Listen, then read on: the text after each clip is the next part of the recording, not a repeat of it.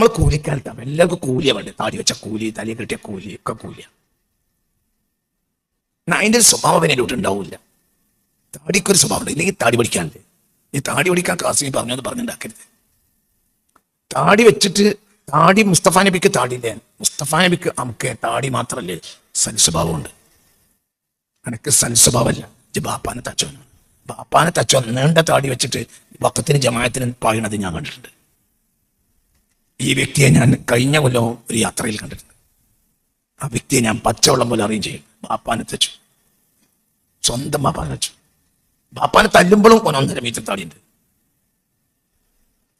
അന്നും ജമാഅത്തിൽ പായും താടിയുണ്ട്. അള്ളാഹു അവസ്ഥയോടെ നമ്മളെ കാത്ത് രക്ഷിക്കട്ടെ. എന്താ പറയണത്? റസൂലുള്ളാഹിക്ക് താടിയുണ്ട്. താടി വെക്കാത്ത ഒരാളെ കണ്ടാവൻ ആക്ഷേപിക്കും. സുന്നത്തെടുത്തൂടെ? ഇത് ഞാൻ മുസ്തഫ നബി ബാങ്ക് കൊടുത്ത പള്ളിയൊക്കെ പോയി. ബാങ്ക് കൊടുത്ത പള്ളിയൊക്കെ പോയി.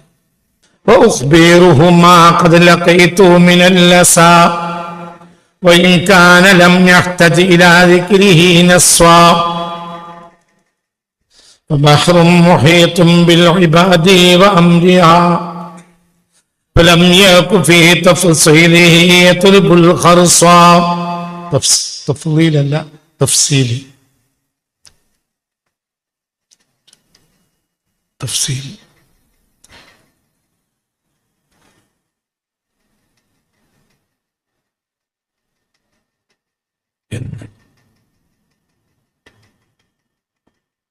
عليه صلاة الله ثم سلامه مع الآل والأصحاب من عم أو خصا. عليه صلاة الله ثم سلامه صلاة بها من بحره تدرك المصا.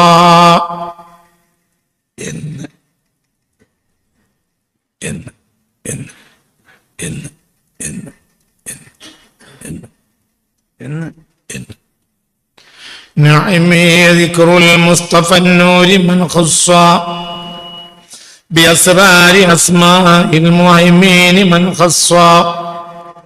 نعمي എനിക്ക് ലഭിച്ച അനുഗ്രഹങ്ങളെല്ലാം ദിക്റുൽ മുസ്തഫ, മുസ്തഫ നബിയെ പറ്റി പറയാൻ കഴിയുന്നു എന്നതാണ്. അല്ലാഹു എനിക്ക് ചെയ്ത അനുഗ്രഹം ഏറ്റവും വലിയ അനുഗ്രഹം. എൻ്റെ റസൂലുള്ളാഹിനെ എനിക്ക് പറയാൻ കഴിയുന്നു എന്നതാണ്. ഒരു മനുഷ്യന്റെ ഏറ്റവും വലിയ അനുഗ്രഹം, ഒരു മുഅ്മിനിന്റെ ഏറ്റവും വലിയ അനുഗ്രഹം അല്ലാഹുവിന്റെ റസൂലിനെ പറയാൻ കഴിയുന്നു.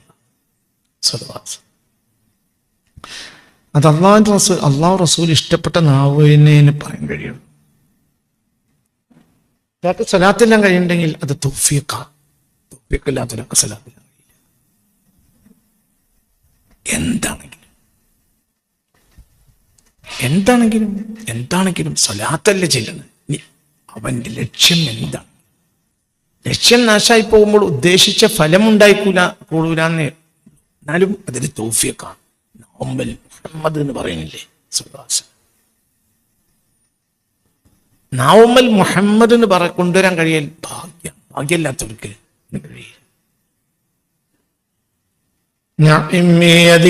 മുസ്തഫന്റെ അനുഗ്രഹങ്ങളെല്ലാം ഹബീബിനെ പറയാൻ കഴിയുന്നു.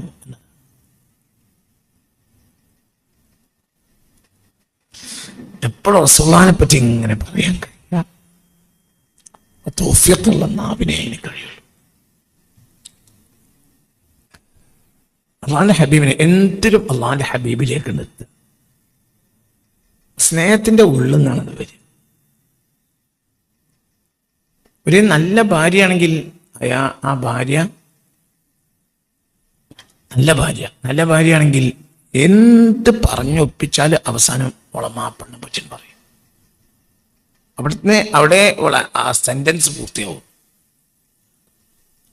ഇനി ഭർത്താവ് അങ്ങനെ തന്നെയാണ്. നല്ല ഭർത്താവാണെങ്കിൽ ഭർത്താവ് തൻ്റെ ഭാര്യയെ പറ്റി പറഞ്ഞുകൊണ്ടിരിക്കും. കേൾക്കണവർക്ക് ഒരു സുഖമൊന്നും ഉണ്ടാവില്ല. എന്നാലും കേൾക്കണവരുണ്ട് ഓൻ്റെ ഓളെ പറ്റി മതി കേൾക്കാനാവില്ല.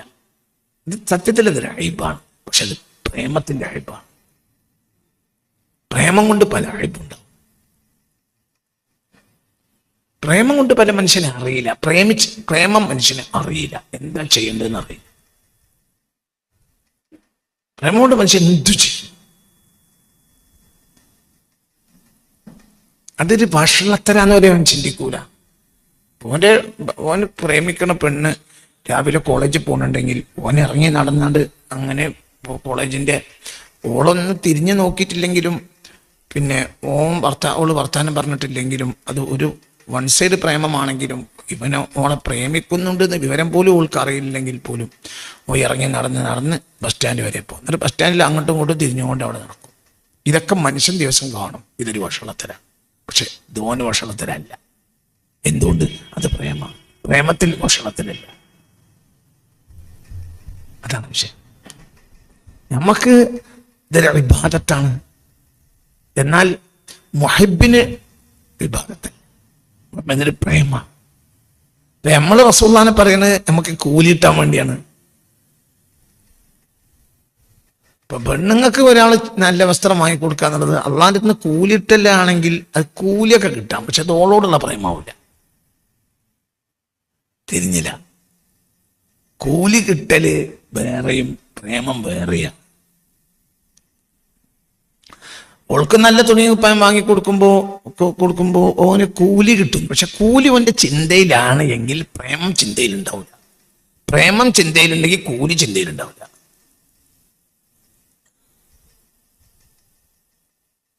പ്രേമം കൂടിയാൽ എന്തു ചെയ്യും? ഓള് പറഞ്ഞു എനിക്ക് ഹാഫ് കൈയുള്ള കുപ്പായം മതി, ബ്ലൗസ് മതി, പൊക്കള് കാണിച്ചിക്കണ കുപ്പായം മതി എന്ന് ഓള് പറഞ്ഞു ഓനോട്. അപ്പൊ ഓനാകട്ടെ അവളോട് ഭയങ്കര പ്രേമമാണ്. ഓൻ അത് വാങ്ങിക്കൊടുക്കും. ഇത് അള്ളാന്റെ അടുക്കൽ കുറ്റല്ലേ? കുറ്റത്തിലൊക്കെ ഇൽത്തിഫാത്ത് ചെയ്യൂല. അത് തെറ്റല്ലേ? തെറ്റിന്റെയും ശരിന്റെയും വർത്താനല്ല ഇപ്പൊ പറഞ്ഞു. ഇപ്പൊ പ്രേമത്തിന്റെ വർത്താനം. നീ അത് കട്ട് ചെയ്തിട്ട് നീ വിടണ്ട. ഇത് പ്രേമാണ്. പ്രേമത്തിൽ അങ്ങനെ ഒന്നുമില്ല. പ്രേമം പ്രേമാണ്. അതിന് ന്യായങ്ങളുമില്ല. പ്രേമത്തിന് ന്യായങ്ങളില്ല. വളരെ തലക്കെട്ട് കൊടുക്കണം. അതൊക്കെ അപ്പഴേ മനസ്സിലാവും. അപ്പൊ അള്ളാഹുവിന്റെ റസൂലിനൊക്കെ നമ്മള് സ്വലാത്തില്ലുമ്പോ നമുക്ക് കൂലി കിട്ടുമെന്ന് വിചാരിക്കുമ്പോൾ പ്രേമം പടില്ല. അതേസമയത്ത് പ്രേമം ഉണ്ടാകുമ്പോൾ കൂലിയില്ല. കൂലി ഉണ്ട് എന്ന് പറയുമ്പോഴാണ്, കൂലി ഉണ്ട് എന്ന് പറയുമ്പോഴാണ് ഓനന്തമിടുന്നത്. ഒരാൾ ജയിലിലാക്കുമ്പോ ജയിലില് ജോലിയത്തിനൊക്കെ പണി കൊടുക്കും വാർഡൻ, ജയിൽ വാർഡൻ. അങ്ങനെ അവൻ 2 കൊല്ലം ജയിലിൽ കടന്നു. തിരിച്ച് ഓനെ വിടുകയാണ്. വിടുന്ന സമയത്ത് ജയിൽ സൂപ്രണ്ട് ഒരു പൈസ കൈ കൊടുത്തു. അപ്പൊ ഓന് മനസ്സിലാവുന്നില്ല അതെന്താണ്. അത് ഇക്കാലം അവന്റെ പണിയെടുത്ത കൂലിയാണ്. അപ്പോഴാണ് കൂലി ഉണ്ട് എന്ന് അറിയുന്നത്. അതുവരെ പണിയെടുത്തത് ഡ്യൂട്ടി എന്നാൽക്കാണ്. ജയിലിൽ പണിയുണ്ട്. ജയിൽ പണി ഉണ്ടായാലും ജയിലിലൊരു കൂലി കൊടുക്കും ചെയ്യും. പക്ഷെ വളരെ അടിസ്ഥാന കൂലിയാണ്. 4 കൂലി കൊടുക്കും. ഇത് അറിയാത്തൊരു ജയിലാളി, അവൻ അതറിയില്ല. പണി ആത്മാർത്ഥമായി ചെയ്തിട്ടുണ്ട്. അതെന്റെ ഡ്യൂട്ടിയാണ് എന്നലക്ക് കൂലിയാകുമ്പോ പ്രതീക്ഷയല്ല. നമ്മളെല്ലാത്തിലും കൂലി എണ്ണാണ്. ഇപ്പൊ ഒരു കൂലിക്കാലാണ്. എല്ലാം കൂലി. എല്ലാവരും കൂലി എന്നാ പറയുന്നത്. അങ്ങനെ കൂലി കിട്ടൂല, ഇതിന് കൂലി കിട്ടൂല. കൂലി കിട്ടും, അള്ളാനെ കിട്ടൂല. കൂലി കിട്ടും, റസൂലിനെ കിട്ടൂല. കൂലിമ്മ തെരഞ്ഞാൽ അള്ളാനെ റസൂലിനെ കിട്ടൂല. അള്ളാനെ റസൂലിനെ തെരഞ്ഞാൽ കൂലി കിട്ടുമോ? എന്ത് കിട്ടിയില്ലെങ്കിൽ എന്ത് ലക്ഷ്യം അല്ലല്ലേ? മനസ്സിലായില്ല? നല്ലോണം ചിന്തിക്കണം. മനസ്സാണ് പാകപ്പെടുന്നത്. അപ്പൊ എന്റെ എല്ലാ അനുഗ്രഹങ്ങളും ദിക്റുൽ മുസ്തഫാനെ പറ്റി പറയാൻ കഴിഞ്ഞു എന്നുള്ളതാണ്. ദിക്റുൽ മുസ്തഫ, അള്ളാന്റെ ഹബീബിനെ പറയാൻ കഴിയുക ഒരു ഭാഗ്യാണ്. പ്രേമം ഉണ്ടായാലേ പറയാൻ കഴിയുള്ളൂ.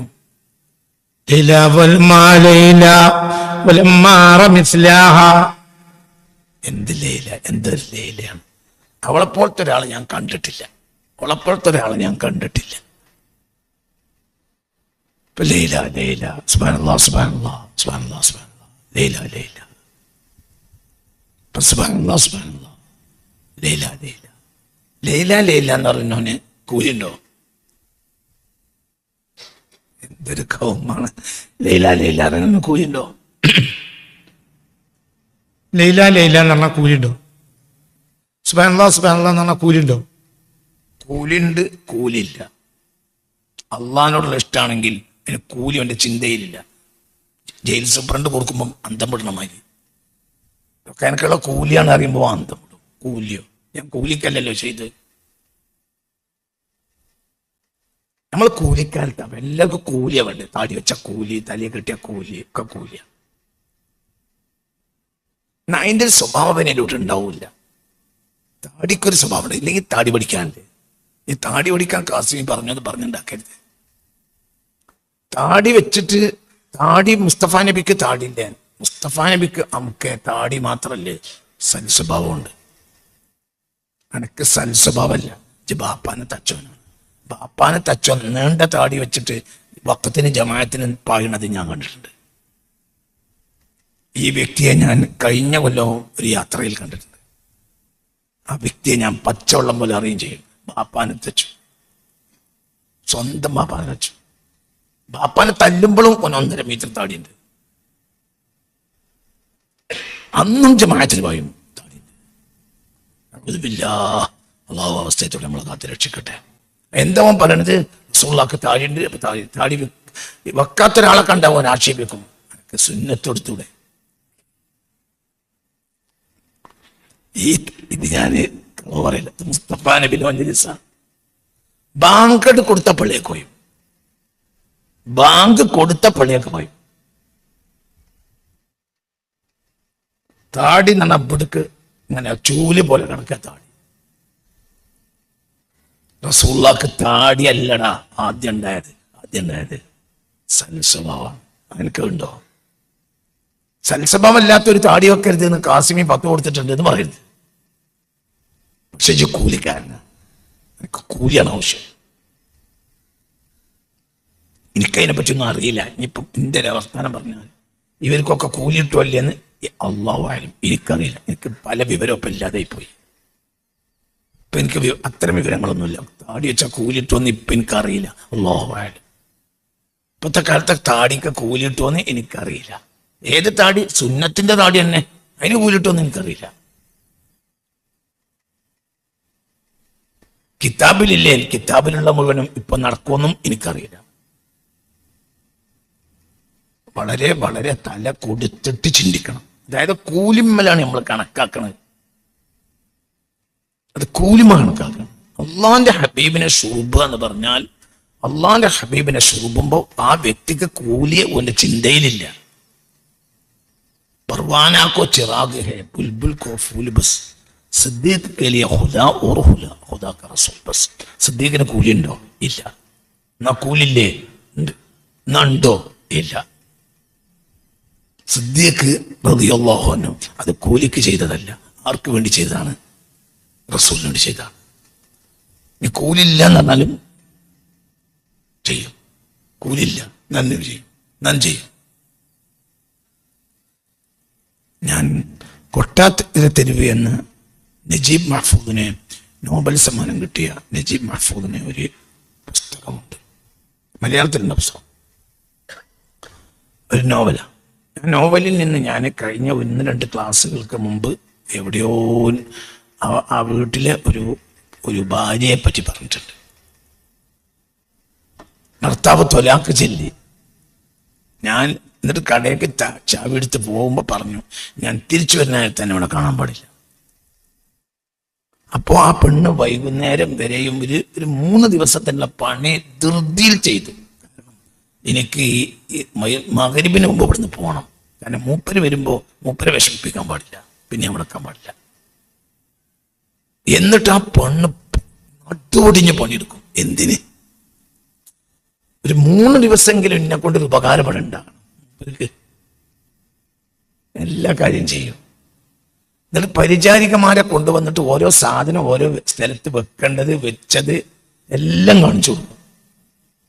മൂപ്പർക്ക് കുളിച്ചു കഴിഞ്ഞാൽ അവസാനം പിന്നെ അത്തർ ഒട്ടിച്ചിട്ട് കുളിക്കും, വെള്ളം പാരും. ആ അത്തർ വെക്കുന്ന സ്ഥലം ആ സ്ത്രീക്ക് മാത്രമേ അത് അറിയുള്ളൂ. അതും കൊണ്ടേ കാണിച്ചു കൊടുത്ത് പരിചാരികർക്ക് അതിനെ ചോദിക്കും, എടുത്തു കൊടുക്കണം. കാരണം നാളെ എനിക്ക് ഞാൻ ഇവിടെ ഉണ്ടാവില്ല, അവർക്ക് ബുദ്ധിമുട്ടുണ്ടായിട്ട്. ഇതിനെന്താ പറയാ? ഇതിനാണ് സമർപ്പണം എന്ന് പറയാം. ഇതാണ് അല്ലാഹു റസൂൽ. അതെന്താ കാരണം? പ്രേമം. ഈ പ്രേമത്തിൽ നമ്മൾ എത്തിയാൽ നമുക്ക് അള്ളാഹുവിന്റെ റസൂലുണ്ട്. അതിൽ എത്തിയ ആളാണ് അസ്ഹാബുൻ നബിയിൽ മുസ്തഫ. സഹാബികൾ അവിടെ എത്തിയവരാണ്. ഒരു ലക്ഷ്യമില്ല അള്ളാഹുവിന്റെ റസൂലല്ലാതെ. അവിടേക്ക് അതാണ് പിക്കവി പറയുന്നത്. എന്റെ അനുഗ്രഹങ്ങൾ ഇതിന് കൂലിയിട്ടലല്ല, നബിയെ പറയാൻ കഴിയാന്നുള്ളതാണ് എനിക്ക് അള്ളാഹു ചെയ്ത അനുഗ്രഹം. മനസ്സിലായില്ലേ കുട്ടികളെ? കൂട്ടത്തിൽ ചിന്തിക്കണം, വളരെ ചിന്തിക്കണം.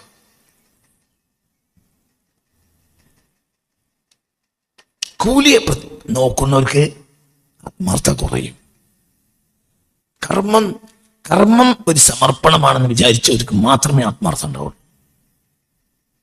അപ്പോഴേ ആത്മാർത്ഥം ഉണ്ടാവും. വളരെ ചിന്തിക്കണം, ചിന്തിക്കുക.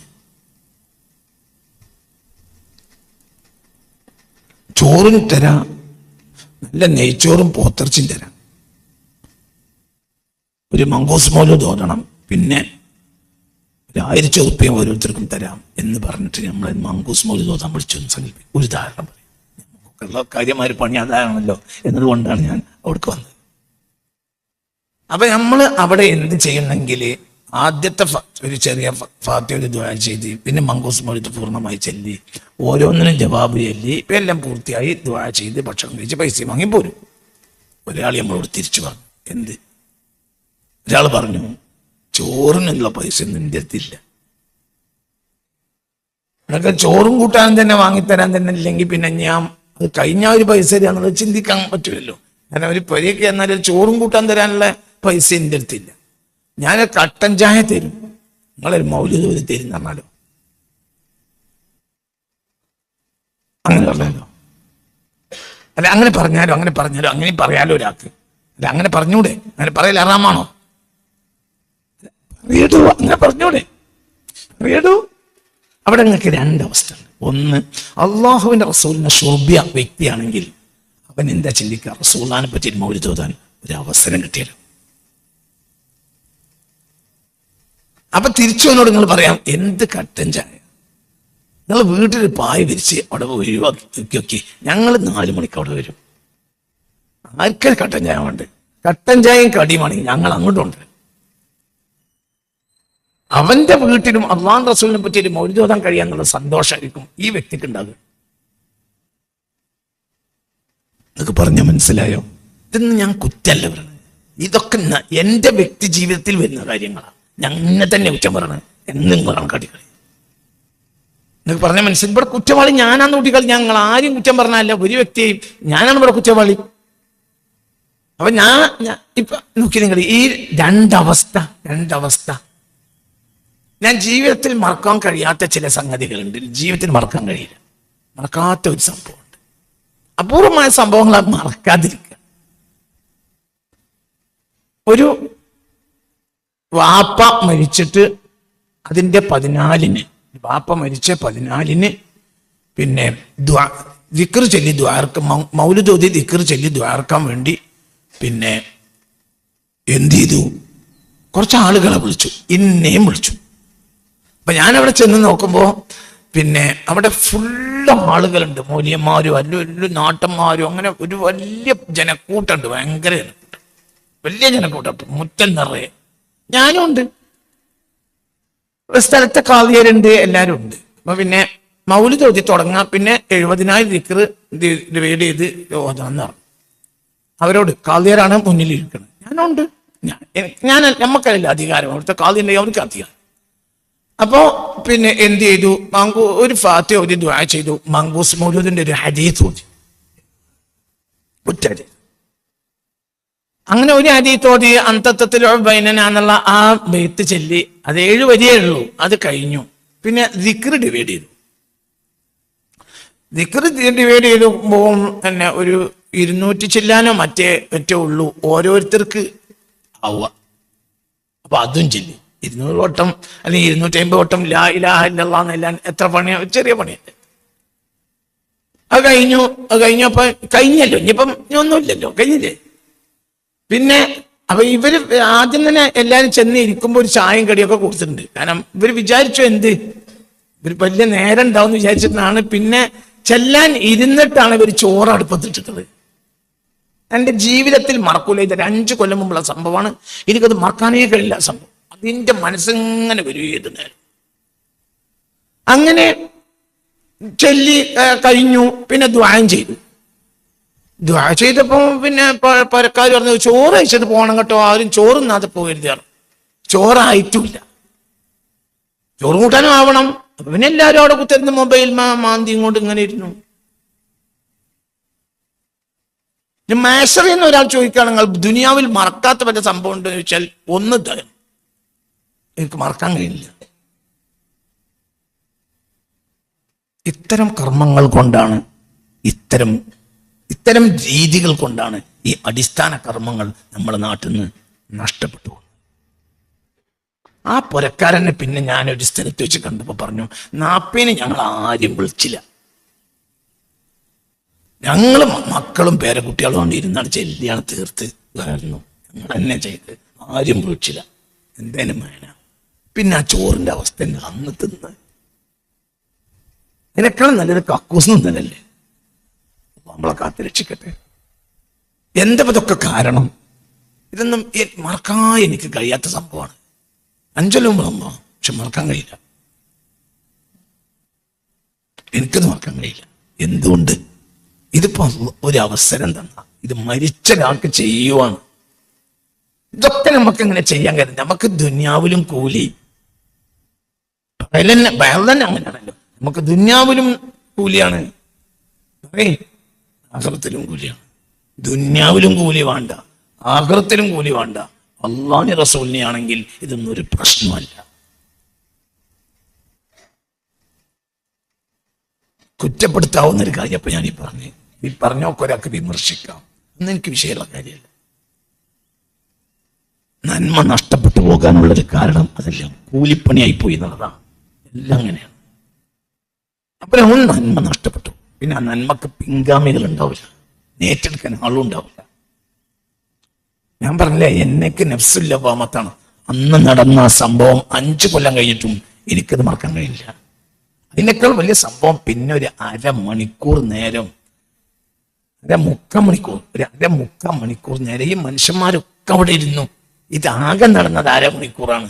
ഏത് ഈ കർമ്മം നടന്ന അരമണിക്കൂറാണ്. പിന്നെ 3/4 മണിക്കൂർ ചോറും പ്രതീക്ഷിച്ച് ജനങ്ങൾ അവിടെ തരുന്നു. എന്തൊരു പണി? സൊറ പറയാ, മൊബൈലിൽ മാന്തുക, അതിലൊരു പ്രശ്നമല്ല. മൊബൈലിൽ മാന്തൽ ഒരു ഹദീസ് മതി എന്നുള്ള പ്രശ്നമില്ല. പരസ്പരമുള്ള വർത്താനം നമുക്ക് ഒരു ഹദീസ് നിർത്താൻ അങ്ങനെയില്ല. ചോറ് വയ്ക്കുന്ന വരെ ഒരു മാന്തി കൊണ്ടിരുന്നു. ഇതൊക്കെ നാട്ടിലെ നല്ല മനുഷ്യന്മാരെ അവസ്ഥയാണ്. അപ്പൊ പിന്നെ മോട്ടപ്പെട്ടവരെ പറ്റി പറയണ്ടല്ലോ.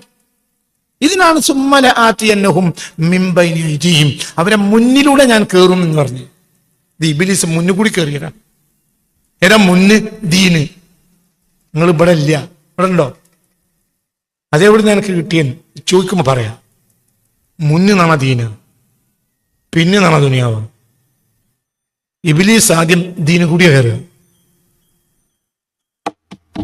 ഇബ്ലീസ് കള്ളു കൂടിയല്ല കയറുക, ഇബ്ലീസ് ആദ്യം കയറുക ദീന് കൂടിയ. കാരണം കള്ള് എന്ന് പറഞ്ഞ സാധനത്തിലൂടെ കയറുകയാണെങ്കിൽ കുറഞ്ഞ ആളുകളെ ഇബ്ലീസിന് കിട്ടുള്ളൂ. കാരണം നമ്മൾ ഒരാളെ 10,000 ഉറുപ്പ്യ തരാന്ന് പറഞ്ഞാലും കള്ളുടിക്കാൻ കഴിയൂല. കാരണം വൃത്തിയട്ട വാസന. ഞാനും എന്റെ വല്യാപ്പയും കൂടിയിട്ട് ചന്തക്കോ, വല്യാപ്പ നമ്മൾ പച്ച പൊടിക്കുട്ടികളായ കാലത്ത് വല്യാപ്പ ചന്തക്കുണ്ട്.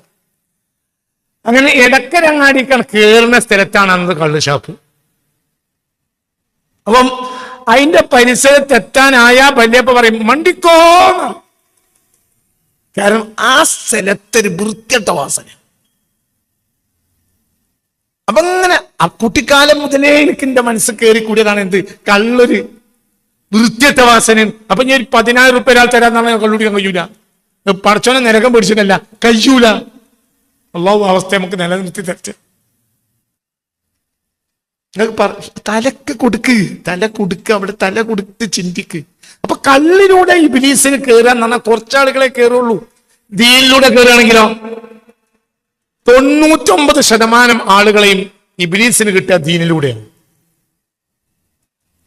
1% ആളുകളെ മാത്രമേ ഹറാമിലൂടെ കിട്ടുള്ളൂ.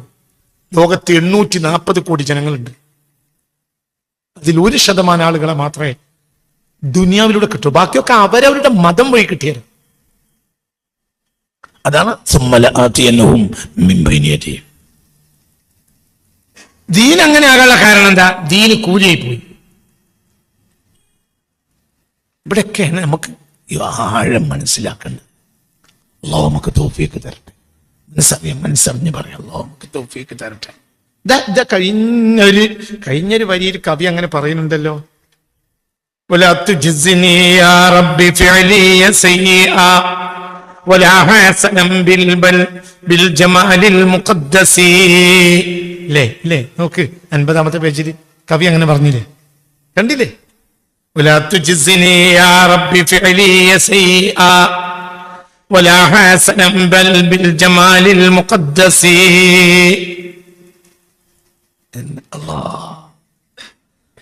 വലാത്തു ജിസ്ദിനി, പടച്ചോനെ നീ എനിക്ക് കൂലി തരരുത്. യാ റബ്ബി, എന്റെ റബ്ബെ, ഫിഅലിയ എന്റെ കർമ്മത്തിന്, സയ്യിഅൻ വലാ ഹസനൻ എന്റെ ചീത്തക്കും പ്രതിഫലം ഉണ്ടാകരുത്, ഞാൻ നന്മക്കും പ്രതിഫലം ഉണ്ടാകരുത്. ഞാൻ നിസ്കരിച്ചിനും നോമ്പോറ്റിനും സദഖത്തിനൊന്നും എനിക്ക് കൂലി തന്നെ തരരുത്. ബിൽ ജമാലിൽ മുഖദ്ദസി എന്നീ എനിക്ക് എന്ത് തരാണെങ്കിലും ആ പരിശുദ്ധമായ ആക്കപ്പെട്ട അയാളിനെ കൊണ്ടുതരും. മുഹമ്മദ് കർമ്മത്തിനൊന്നും കൂലി തരരുത്. കൊണ്ടുവരും.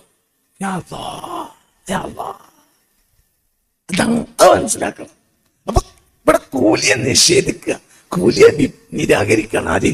കവി. ചീത്ത കവിക്ക് ഉണ്ടാവില്ല. കവി അത്രയും വലിയ മഹാന, ആസ്വദിപ്പിക്കാൻ വേണ്ടി പറഞ്ഞതാണ്. കവിക്കുള്ള 99-ലും അരക്കാലും മുക്കാലും എന്താണുള്ളത്?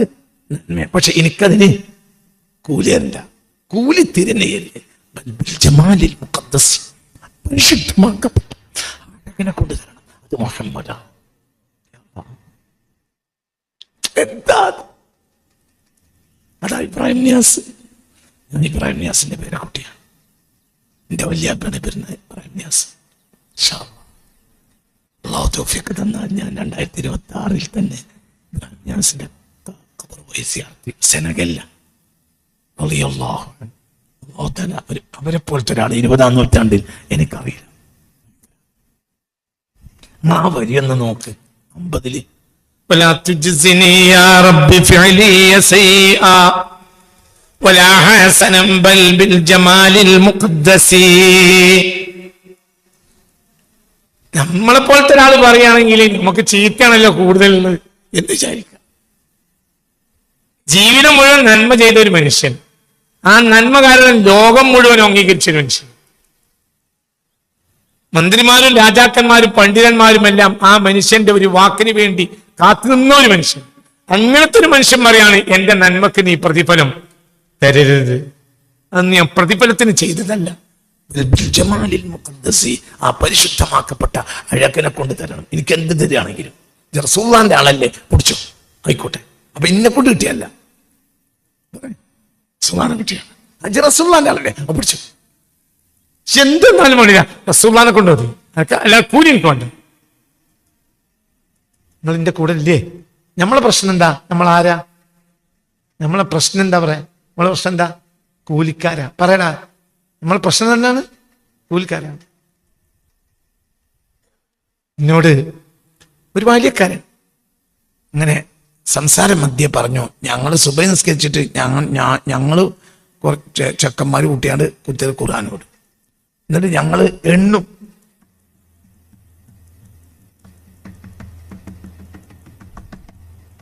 അങ്ങനെ എണ്ണും. അപ്പൊ എണ്ണുമ്പോ ചിലപ്പം 400 ചില്ലാൻ അക്ഷരങ്ങളൊക്കെ ഉണ്ടാവും, 500 ചില്ലാൻ 400 ചില്ലാൻ അക്ഷരങ്ങളൊക്കെ ഓതിയിട്ടുണ്ടാവും. അപ്പൊ ഒരു അക്ഷരത്തിന് എത്ര കൂലിയാണ് പറയും? 10 കൂലിയാണ്. അപ്പൊ ആ ഒരു സന്തോഷത്തിൽ പിന്നെ അന്ന് ഞങ്ങള് പിന്നെ എന്ത് ചെയ്യുന്നറിയോ, അങ്ങനെ പിന്നെ കോളേജിൽ നിന്ന് കട്ടിയാടിയിട്ട് ഞങ്ങൾ സിനിമക്ക് പോയാൽ ഞങ്ങൾക്ക് പേടിയൊന്നുമില്ല. എന്തുകൊണ്ട്? മനസ്സിലായില്ല. ഇവിടെ എന്തുണ്ടല്ലോ 400 ചില്ലാനത്തിന്റെ 10. അപ്പൊ 10,000-ഓളം കൂലി രാവിലെ വാങ്ങിയിട്ടാണല്ലോ ഇപ്പൊ ഒരു തെറ്റിന് പോണം. തിരിഞ്ഞില്ല. അപ്പൊ ഞങ്ങൾ ഇങ്ങനെ എടുത്തിട്ട് എണ്ണും. അതൊന്നും അന്തുകളെ നിങ്ങൾക്ക് തലയും കയറൂല. കൂലി മനുഷ്യന്റെ ബിദായത്തുൽ അംറാണ്. അതിന്റെ അപ്പുറത്തേക്കാണ് പോയാൽ കൂലി ഉണ്ടാവും. മിഠായി വാങ്ങിത്തരാന്ന് പറഞ്ഞിട്ടാണ് ഓൻ ആദ്യമായി സ്കൂളിൽ പോയത്. സ്കൂളിൽ നിന്ന് ആദ്യം പ്രവേശനോത്സവമായതുകൊണ്ട് മിഠായിയും ബിസ്ക്കറ്റും ഒക്കെ കിട്ടുകയും ചെയ്തു. 2ാം ക്ലാസ്സിൽ പോയപ്പോഴും അങ്ങനെ തല്ല് കിട്ടും മിഠായി കിട്ടും എന്നൊക്കെ വിചാരിച്ചിട്ട് പേടിച്ചും സന്തോഷിച്ചും പോയതാണ്. SSLCക്കും ഓൻ മുട്ടായിട്ട് ജയിച്ചു പോകുകയാണെങ്കിൽ ഓൻ ജയിക്കോ തോൽക്കും പറ. അത് 1ാം ദിവസമാണോ എന്ത് പറ എന്ത് മിഠായി മദ്രസ പ്രവേശനോത്സവത്തിന്റെ അന്ന് കമ്മിറ്റിക്കാരെ കൊണ്ടാണ് ബിസ്ക്കറ്റ് കൊടുക്കും. അപ്പൊ പിറ്റേന്നും വരും. പിറ്റേന്ന് ആരെങ്കിലും കുട്ടികൾ ചേർത്താൻ വന്നിട്ടുണ്ടെങ്കിൽ അതും കിട്ടും. പിന്നോന് മനസ്സിലായില്ല. പിന്നെ 2 ആഴ്ച കഴിയുമ്പോൾ മുട്ടായില്ല ബിസ്ക്കറ്റും ഇല്ല, ഞാൻ പോണില്ല. അപ്പൊ കൂലി കൂലി പ്രാഥമികമായ ഒരു പ്രോത്സാഹനം മാത്രം, അതിന്റെ അപ്പുറത്തേക്ക് അതില്ല. ഒലാത്തുച്ചിസിനെന്ന് ഇബ്രാഹിം നിയാസ് പറയണമെങ്കിൽ സിദ്ദീഖുൽ അക്ബർ എന്തായിരിക്കും പറയാ, എനിക്ക് കൂലിനെ വേണ്ട. നമ്മളിപ്പോഴും എവിടെയുള്ളത്? കൂലിയില്ല. ഞാൻ പറഞ്ഞ നേരം പോയിക്കും.